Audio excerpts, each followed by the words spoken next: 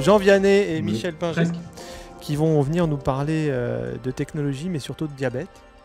Puisque Michel, toi, tu diriges le Centre européen du diabète. Tu vas nous en dire deux mots. Et Jean Vianney, qui est à Rennes, où il a l'air de faire très beau à Rennes. Hein. Je vous laisse Seulement la depuis quelques parole jours. et on posera les questions tout à l'heure. Vous avez une demi-heure. Bien, en tout cas, merci, bonjour et merci. Notre message qu'on voudrait porter avec Jean Vianney, c'est pas tellement de vous dire que on est en train de construire la meilleure plateforme de télésurveillance, de télémédecine du monde. Ça, on le sait, c'est pas ça. Ce qu'on voudrait d'abord vous dire, c'est comment on peut aujourd'hui arriver à créer une structure qui soit à la fois transculturelle, transrégionale et même transgénérationnelle. Parce que finalement, c'est ça l'un des grands deals qu'on a réussi dans Moon, c'est en partant d'une culture médicale, en associant une culture d'IA, à faire finalement un seul bébé. Et ce bébé, il est absolument pas difforme, il est même plutôt très, très bien fait. Alors, l'histoire est partie du Centre européen d'études du diabète, comme tu l'as dit. Le CED, c'est une histoire qui remonte à 91, donc on approche des 30 ans, que modestement j'avais créé à l'époque, avec un ami Alain Bellecour qui nous a quittés. Et à l'époque, j'avais ce qu'on appelait un grand patron aux hôpitaux, qui dirigeait la diabétologie d'Alsace. Et j'étais très impliqué dans l'innovation. Et l'innovation, en clinique, c'était simple, c'était les hôpitaux qui payaient. Ça allait tout seul. Tu voulais faire une recherche, tu disais à l'hôpital, j'ai besoin de sous, on te le donnait, et puis voilà. Et ça marchait très bien. Et c'est pour ça qu'on a pu, notamment à Strasbourg, faire les premières pompes portables, les premières pompes implantables, les premières greffes d'îlots de France ou d'Europe. Mais très vite, moi, j'ai compris que ça n'allait pas durer longtemps le coup du public, et qu'à un moment donné, vu l'évolution du public, ça n'allait pas très bien marcher. Puis il y avait un deuxième domaine qui me gênait beaucoup, mais qui était un peu le même, c'était celui de la recherche. Et on opposait très fortement les médecins aux chercheurs. Les médecins étaient des médecins qui soignaient les patients, et les chercheurs étaient des scientifiques qui faisaient la recherche. Tu vois déjà comme on opposait bien, on opposait bien les gens. Et en particulier, dans la recherche à l'époque, c'était aussi que du public. CNRS, INSERM, à l'université, etc. Et là aussi, je me suis dit que ça ne pouvait pas rester dans cette séparation entre médecins, chercheurs, entre public qui est bas de l'aile et privé qui n'arrive pas à monter, et qu'il fallait essayer de créer une structure, c'est ce que j'ai essayé de faire avec le CED, qui soit privé, qui soit à la fois dans un soutien public et privé, et puis qui soit capable d'avoir la flexibilité que n'ont pas les grandes structures comme l'INSERM, CNRS, où si tu veux évoquer un dossier, tu demandes 2 ans avant l'autorisation de le faire. Moi, pour changer un programme, j'ai 15 jours. Donc, ça veut dire, voilà, c'est une idée d'un concept très, très original, mais ce que je n'ai pas pensé au départ, c'est que quand on fait du privé, il faut des sous. Et les sous, au début, on ne les avait pas. Et alors, les sous, on était allés les chercher d'abord dans le public, mais le public, l'État n'en avait plus. Les collectivités nous ont beaucoup aidés. Donc, les collectivités ont mis, mais les collectivités commencent à être aussi exsangues. Et donc, il a fallu imaginer autre chose. Et imaginer de gagner notre propre argent. C'est-à-dire non seulement de faire de la recherche, mais de gagner l'argent pour faire la recherche. Et donc, en 2002, c'est déjà ancien, on a créé notre première start-up. À l'époque, les startups, c'était encore un peu du rêve, mais on a créé notre première basée sur une connaissance qu'on avait de la gestion des patients par des traitements spécifiques. Ces startups, on l'a valorisée en 2014, et on a fait une valorisation qui, en millions d'euros, avait 2 chiffres. Donc c'est pas mal. Donc on a pu continuer. On a une deuxième start-up qu'on a démarrée en 2011 avec Séverine, Sigris, que tu connais, qui a des FIMED, qui est aussi une spin-off du CED. Alors là, c'est un peu différent. On n'a pas essayé de valoriser, entre guillemets, un savoir, mais de valoriser une technique. Celle de fabriquer des systèmes d'encapsulation de cellules, notamment un Melpan qu'on avait développé. Et Séverine est en train actuellement de finaliser la mise sur le marché de ce système.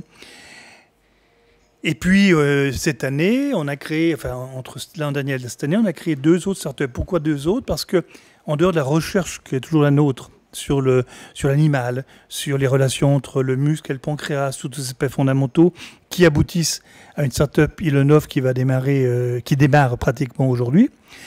Dans le même temps, on a développé depuis 2016 un projet de télémédecine. Et ce projet de télémédecine, c'est le CED qui l'a développé. Et ce qu'il a d'original par rapport à tous les autres, c'est que le concept vient du médecin et du patient.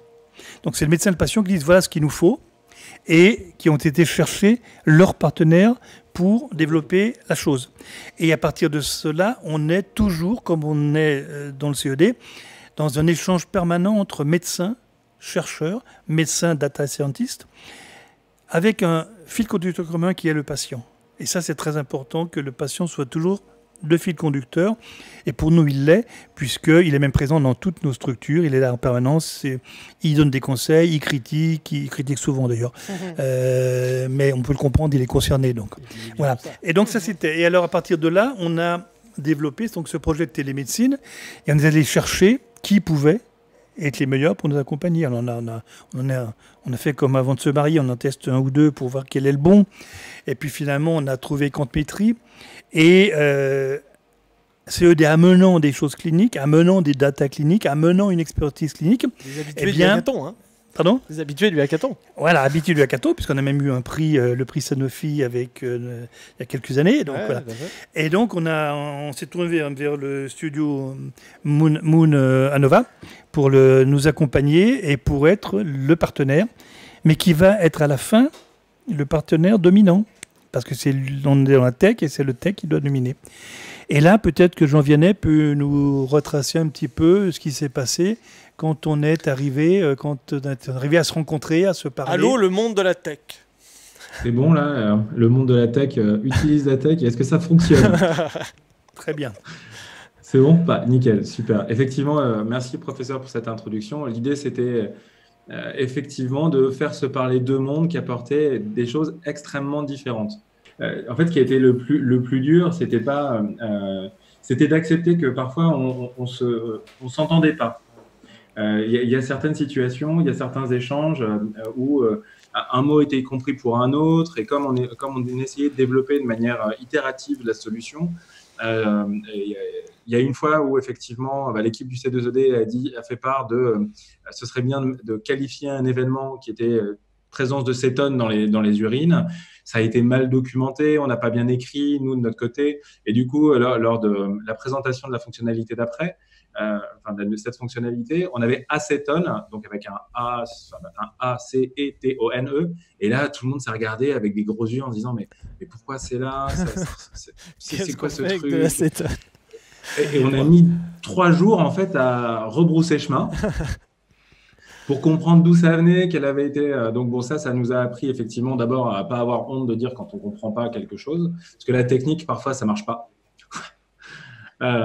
Et ensuite, ça nous a aussi appris à documenter un certain nombre de choses. La conséquence de ça, c'est qu'à chaque fois qu'il y avait une nouvelle fonctionnalité ou un besoin qui apparaissait, on l'a écrit et on a aujourd'hui une backlog, une liste de fonctionnalités qui est assez dingue, quoi.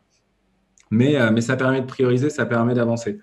Donc, l'autre anecdote aussi, et ça vous le disiez, professeur, tout à l'heure quand vous parliez des îlots dans les rangs, c'est nous très rapidement, on a parlé de back, de front, d'API, de flux de données, de normes de sécurité, etc. Dans un gros jargonnage. Et on a oublié, en fait, au début, de mettre ça dans une méthodologie de développement. Donc, très rapidement, quand on a développé les premiers écrans, les premières fonctionnalités, en fait, il y avait un rythme de développement qui était décorrélé. L'équipe médicale qui disait ouais, mais bon, ça fait 15 jours et vous nous aviez dit que ça n'allait pas prendre longtemps, pourquoi la fonctionnalité elle n'est pas là?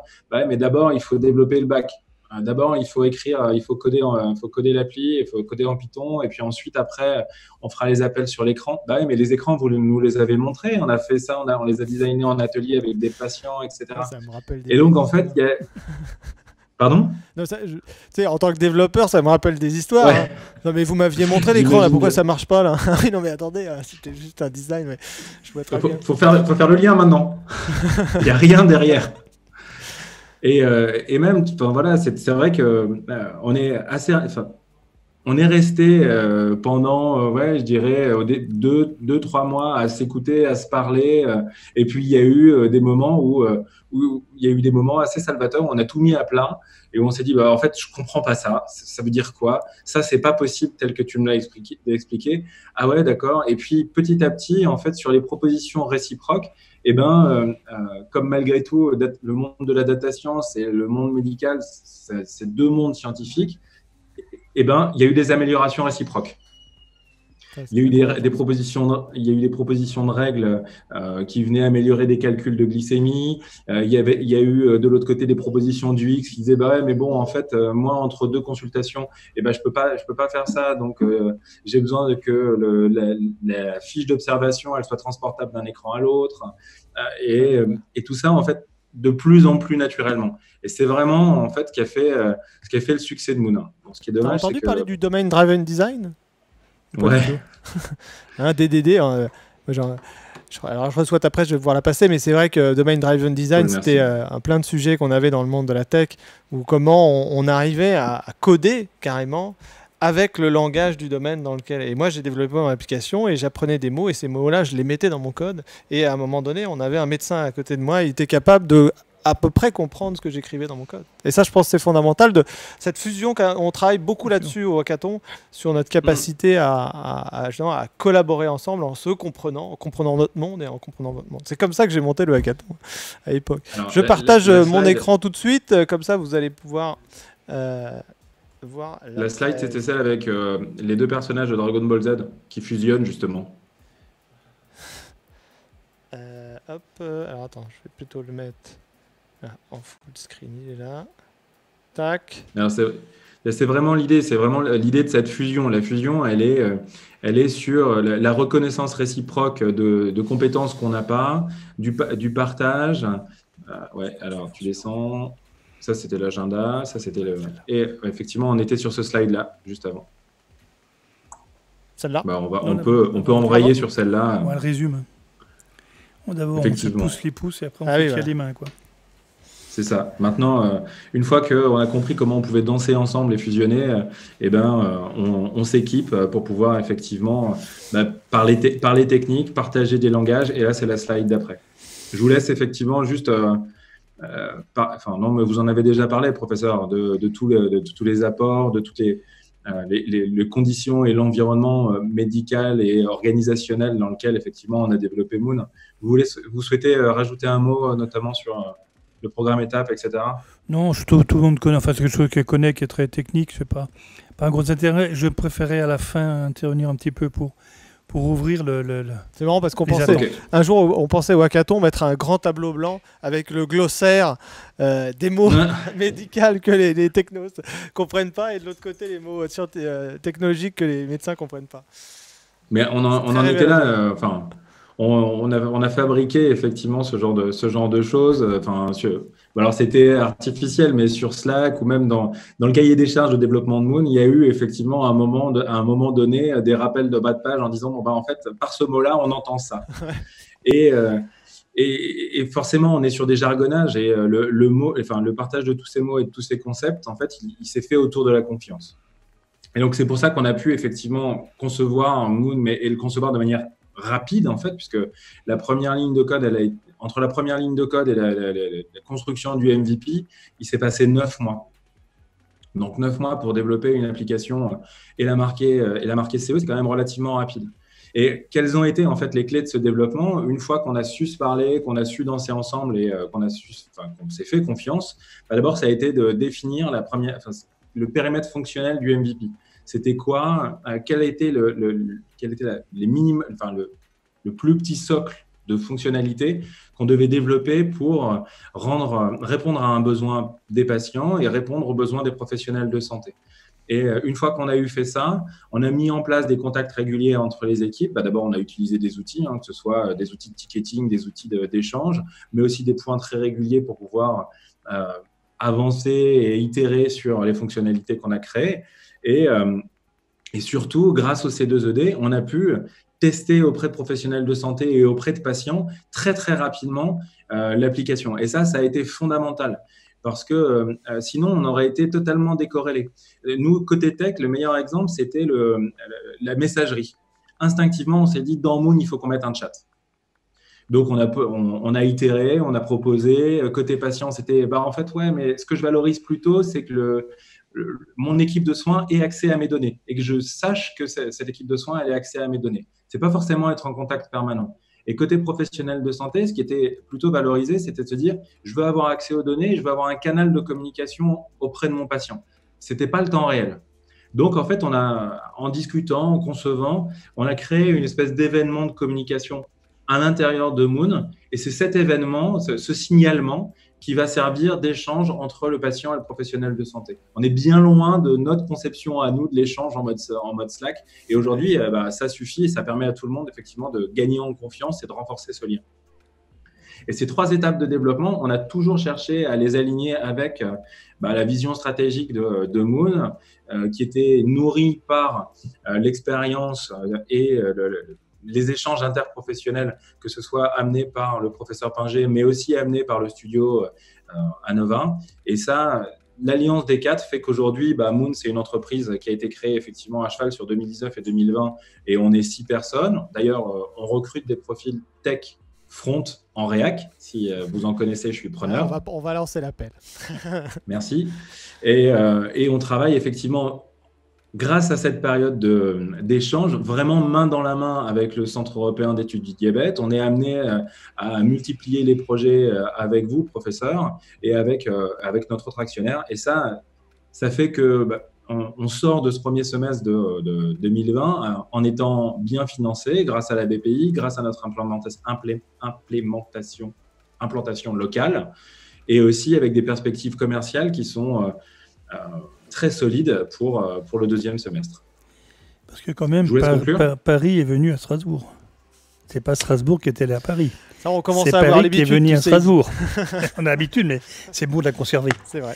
Non, je voulais juste dire en conclusion une chose importante. Pour maintenant passer à du réel, du sérieux. Le but, quand on a créé le CED, le but, quand on a fait de la télémédecine, c'était de répondre à 2 objectifs. Un, il y a de plus en plus de diabétiques sur la Terre, et c'est une vraie pandémie, et elle tue beaucoup plus que celle que nous vivons actuellement. Tout à fait. Et deuxièmement, ces diabétiques ne sont jamais bien pris en charge, parce qu'il n'y a pas assez de médecins pour les soigner, parce que les médecins ne suffisent pas, qu'il faut d'autres métiers pour les soigner, des éducateurs médico-sportifs, des nutritionnistes, des infirmières, des psychologues, etc. Et puis que troisièmement, il n'y a pas de continuité dans le soin. Le diabète va être chronique, mais on la soigne ponctuellement. Une consultation, puis la suivante, et entre les deux, on voit ce qui va se passer. On n'a pas cette continuité essentielle. Et donc, l'idée était de dire que finalement, si on voulait améliorer les choses, rendre le diabétique en meilleure santé, donc moins fragile et moins dépendant, il fallait avoir cette continuité. Et Moon apporte cette continuité. Elle apporte la continuité entre 2 actes médicaux, 2 contacts médicaux, et elle permet qu'il n'y ait jamais de rupture. Et aujourd'hui, alors je suis un peu opportuniste, mais ce n'est pas mon style, mais c'est une réalité. Aujourd'hui, on voit avec ce qui nous arrive avec le Covid, qu'on a parfaitement raison. Le diabétique aujourd'hui est le plus agressé par le coronavirus. 30% des décès en Chine, en Italie, en France sont des diabétiques. Et la cause, c'est l'hyperglycémie qui est mal contrôlée, les complications qui sont mal recherchées, notamment le syndrome d'apnée du sommeil qui est mal recherché. Donc tout ça, c'est des réponses que nous apportons. Alors, on les a anticipées parce qu'on a peut-être été un peu visionnaire et tant mieux, mais elles sont d'autant plus d'actualité aujourd'hui que c'est vraiment la réponse première, si on veut, que dans une prochaine épidémie qui ne manquera pas d'arriver, les diabétiques ne soient pas si victimes qu'ils sont aujourd'hui, victimes qui pouvaient être évitées très clairement. Donc voilà un petit peu l'objectif. Il n'a pas été conçu pour ça, mais ce qui arrive aujourd'hui... la comorbidité, qu'on dit souvent. La comorbidité, c'est le diabète. Et parce que le diabète est une comorbidité, mais le diabétique a toujours plusieurs comorbidités. Et donc, il est la cible majeure. Et surtout, on a la preuve par une étude française Coronado qui montre que très clairement, c'est l'hyperglycémie, donc l'excès de sucre. Donc ça, on peut l'améliorer, notamment avec un suivi permanent. C'est les complications chroniques, on peut les éviter si on mesure mieux la glycémie. C'est le syndrome d'apnée obstructive du sommeil. Il faut savoir simplement le rechercher. Ouais. Et ça, on a des signaux, des alertes qu'on peut envoyer pour dire attention, est-ce que vous avez recherché un syndrome d'apnée obstructive du sommeil? S'il était traité, la mortalité changeait. Il n'est pas diagnostiqué parce qu'on n'y pense pas, parce que c'est un acte. Et là, on va être amené des alertes en disant ce patient a le profil 2, il faut rechercher. Voilà. Mais alors moi, j'ai tout de suite une question. C'est le modèle économique d'une telle entreprise. À qui on s'adresse quand on a besoin de mettre en place ce service? Alors, tu me parlais d'un marquage CE.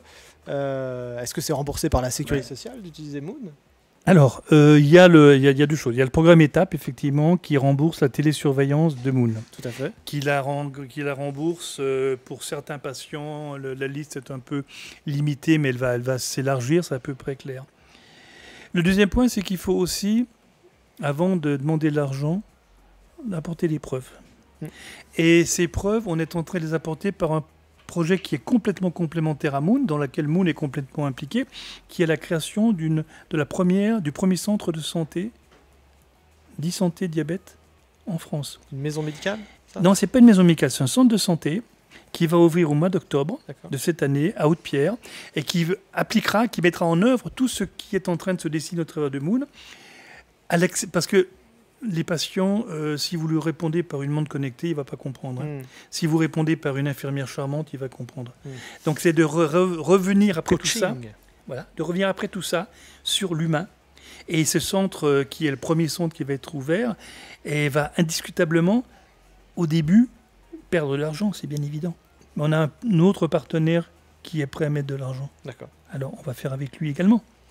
Et j'avais une autre question tout de suite, c'est je vois plein de projets après le hackathon qui ont des difficultés à constituer, alors là vous avez réussi à le faire, mais créer l'entreprise ensemble, qui fait quoi, comment on répartit, alors je ne vous demande pas de rentrer dans le pacte d'associés, hein, c'est pas la question, mais comment on arrive à s'entendre aussi sur ces enjeux-là, parce que c'est une aventure commune, et je m'aperçois que dans le hackathon, hein, la clé, hein, je le dirai encore ce soir, hein, il y a le timing, mais il y a aussi l'équipe, c'est-à-dire comment on arrive à travailler ensemble et à se coordonner ensemble pour que tout le monde y retrouve son intérêt. Jean Vianney, Jean Vianney commence à répondre et puis vous complétez pour ça. Bien sûr. Alors, c'est des mots qui ont été utilisés pendant les 25 premières minutes. Hein. D'abord, c'est la confiance. On se positionne entre humains. On sait assez rapidement ce que chacun peut apporter au projet et c'est éminemment important. Et ensuite, c'est la transparence par rapport à cet apport au regard de la vision de l'entreprise. C'est un peu ce que disait le professeur Pinget tout à l'heure en disant, effectivement, Moon, c'est une plateforme tech. C'est une plateforme tech qui se met au service d'une équipe de soins, du centre de e-santé qui est en train d'être créé et des patients pour améliorer leur qualité de vie et améliorer effectivement l'efficience organisationnelle. C'est aussi un problème de relation, de confiance et de relations d'hommes et de femmes, bien sûr.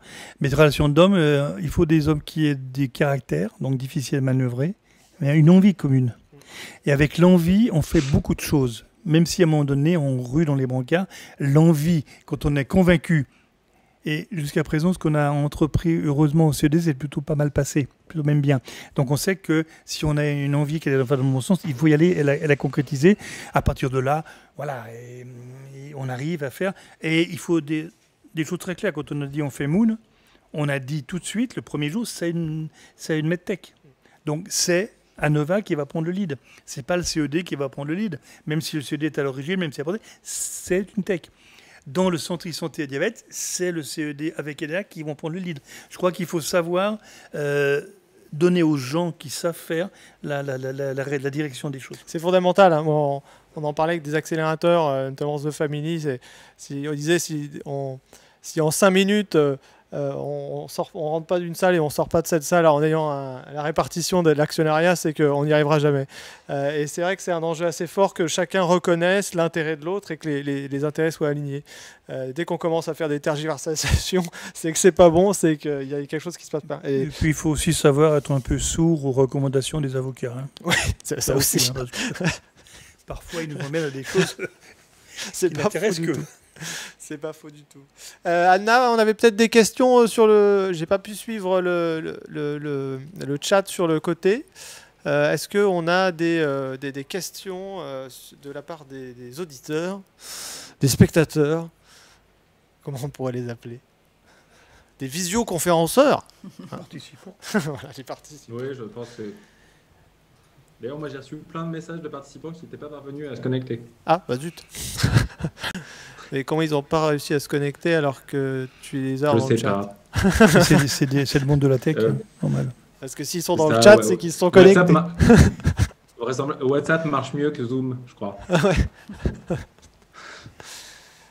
Bon, bah écoute, si on n'a pas d'autres questions, je vous remercie. De toute façon, on a abouti au temps imparti. Merci pour ce partage très révélateur de ce qu'on vit aussi au Hacking Health Camp, cette coordination entre le monde médical et le monde de la tech.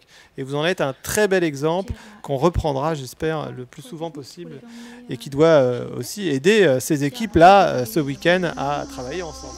Merci Michel, merci Jean-Vianney. Merci. À votre disposition, merci Sébastien, merci Anna.